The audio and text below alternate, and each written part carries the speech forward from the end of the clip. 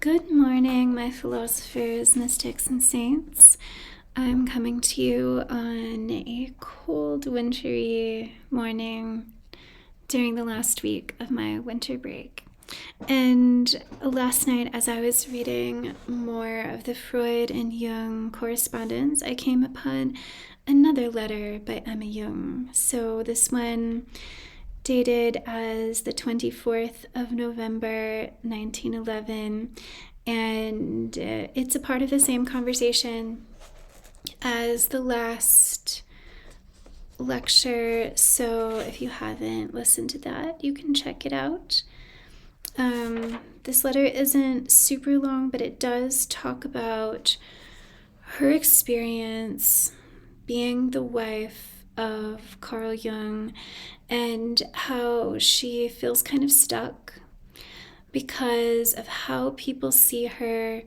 It seems like she is searching for her own agency, her own identity, what she can do in terms of finding her own path in other relationships while, Jung is going ahead with his polyamorous connections. And she is apologizing, I think, in this sort of letter, it might be, or maybe she's explaining just the difficulty that she had writing Freud and maybe asking him for advice and giving him her own perspective. So let's look at this. My dear Professor Freud, heartfelt thanks for your letter. Please don't worry, I am not always as despondent as I was in my last letter. I was afraid you were angry with me or had a bad opinion of me. That was what made me so downhearted, especially because my main complex was hit. Usually I am quite at one with my fate and see very well how lucky I am. But from time to time I am tormented by the conflict about how I can hold my own against Carl. I find I have no friends. All the people who associate with us really only want to see Carl, except for a few boring and to me quite uninteresting persons. Naturally, the women are all in love with him, and with the men I am instantly cordoned off as the wife of the father or friend. Yet I have a strong need for people, and Carl too says I should stop concentrating on him and the children. But what on earth am I to do? What with my strong tendency to autoerotism, it is very difficult, but also objectively, it is difficult because I can never compete with Carl.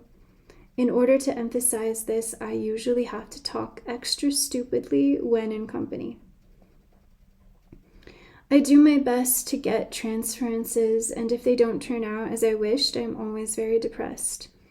You will now understand why I felt so bad at the thought that I had lost your favor. And I was also afraid Carl might notice something. At any rate, he now knows about the exchange of letters, as he was astonished to see one of your letters addressed to me, but I have only revealed a little of their content. Will you advise me, dear Herr Professor, and if necessary, dress me down a bit? I am ever so grateful to you for your sympathy. With warm greetings to you and yours, Emma Jung. So, as I said, it was pretty short, but I thought it just held a lot of emotion and sincerity. What really is a woman to do at this historical point? Now I think it would be much easier, and a way is already sort of created for someone in this predicament to make connections and to find friends, even to, not disclose everything about yourself when you are making connections, using the internet, using various sites of community where you can meet people and then meet up in person. But, now I can see in, her letter that, even though she has basically permission and she has the desire to make connections, she just doesn't know how. I mean,